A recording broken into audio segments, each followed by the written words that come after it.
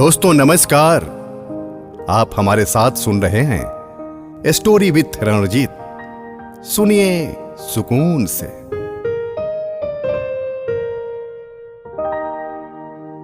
आज मैं सुनाऊंगा आचार्य चाणक्य के अनमोल और कड़वे वचन का भाग 3। इसे हमने वेबसाइट से लिया है और आपसे एक निवेदन है कि यदि आपने अभी तक मेरे चैनल को सब्सक्राइब नहीं किया है तो प्लीज कर देंगे।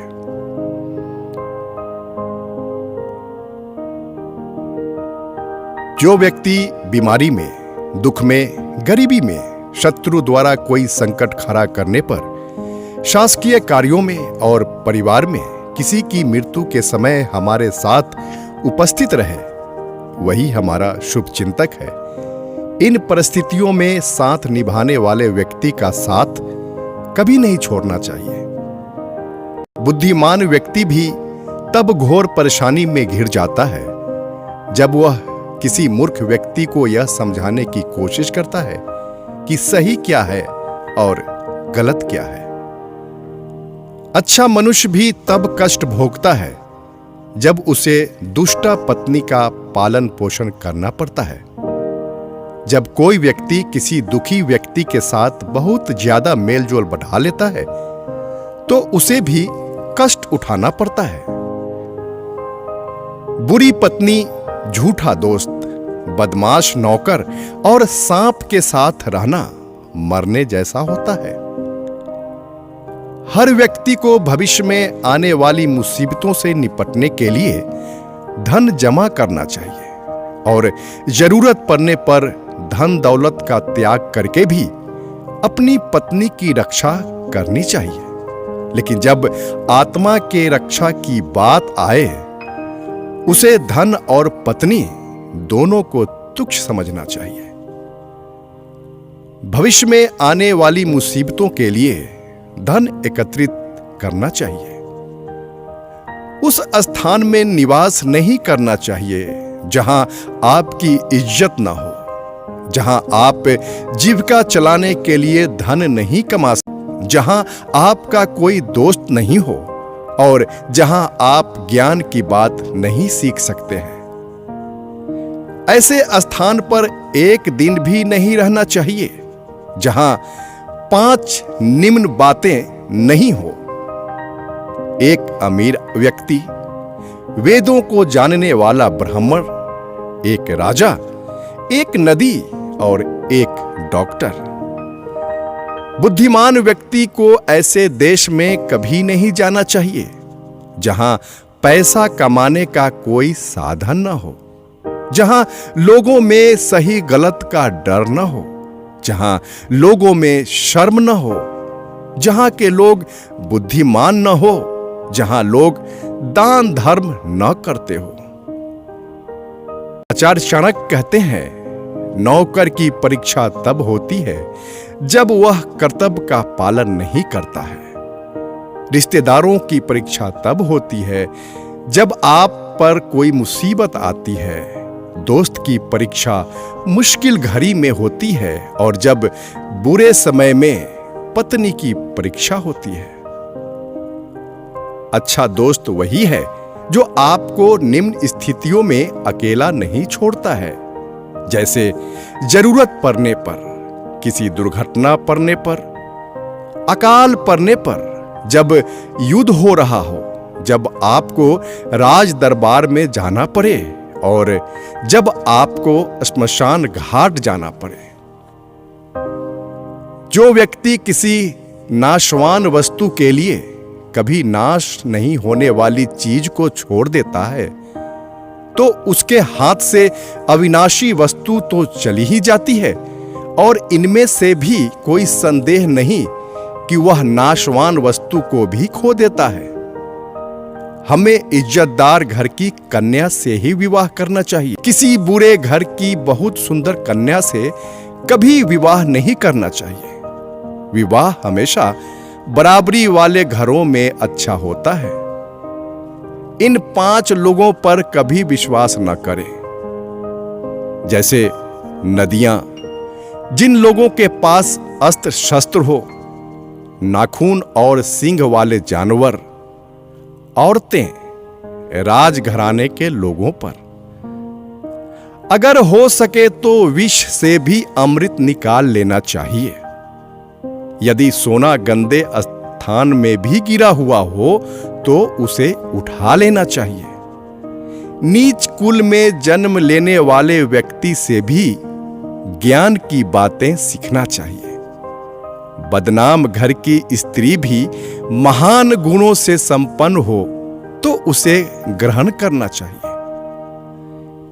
उस व्यक्ति के लिए धरती पर ही स्वर्ग है जिसका बेटा आज्ञाकारी हो, जिसकी पत्नी उसके इच्छा के अनुसार व्यवहार करती हो, जिसे अपने पास के धन पर संतोष हो। पुत्र वही है जो पिता का कहना मानता हो।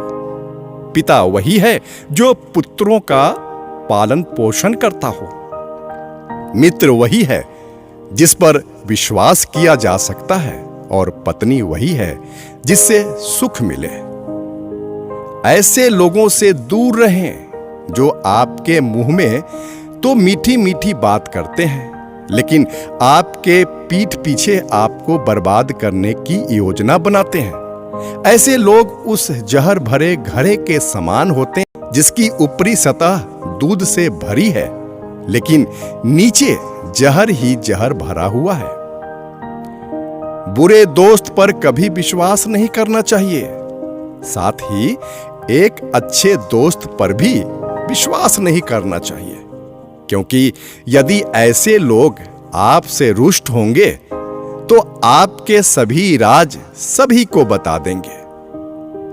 आचार्य चाणक्य कहते हैं, मन में सोचे हुए काम को किसी से नहीं बताना चाहिए, बल्कि गंभीरता से चिंतन करते हुए, उसकी रक्षा करते हुए उस कार्य को संपादित कर देना चाहिए। आचार्य कहते हैं, मूर्खता दुख देने वाली है, जवानी भी दुख देने वाली, लेकिन इन दोनों से कहीं अधिक दुख देने वाली चीज है किसी दूसरे व्यक्ति के घर में जाकर उसका आसान लेना। हर पर्वत पर माणिक नहीं होते, हर हाथी के सिर पर मणि नहीं होता, सज्जन पुरुष भी हर जगह नहीं होते, और हर वन में चंदन के पेड़ नहीं होते। बुद्धिमान पिता अपने पुत्रों को अच्छे गुणों की शिक्षा देते हैं, क्योंकि नीतिज्ञ और ज्ञानी लोगों से ही कुल में महत्व मिलता है। प्यार और दोस्ती बराबर वाले लोगों के बीच में ही अच्छी होती है। राजा के यहां नौकरी करने वाले को भी सम्मान मिलता है। वाणिज्य सबसे अच्छा व्यवसाय है, और अच्छे गुणों वाली स्त्री अपने घर में सुरक्षित रहती है। जो व्यक्ति दुराचारी, बुरी दृष्टि वाले और बुरे स्थान में रहने वाले व्यक्ति के साथ दोस्ती करता है, जल्दी ही उसका नाश हो जाता है। इस दुनिया में ऐसा किसका घर है जिस पर कोई कलंक नहीं? वह कौन है जो रोग और दुख से मुक्त है? सदा सुख किसको रहता है? लड़की का ब्याह अच्छे खानदान में करना चाहिए।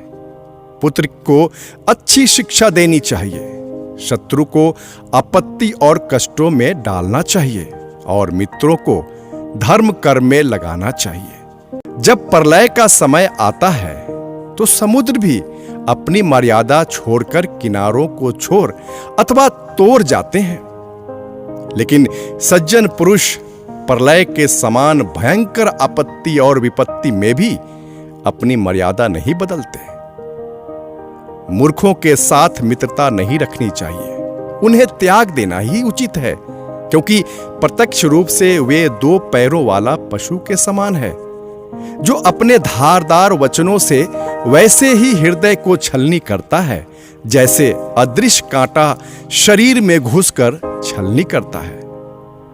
रूप और यौवन से संपन्न तथा कुलीन परिवार में जन्म लेने वाला भी विद्याहीन पुरुष पलाश के फूल के समान है, जो सुंदर तो है लेकिन खुशबू रहित है।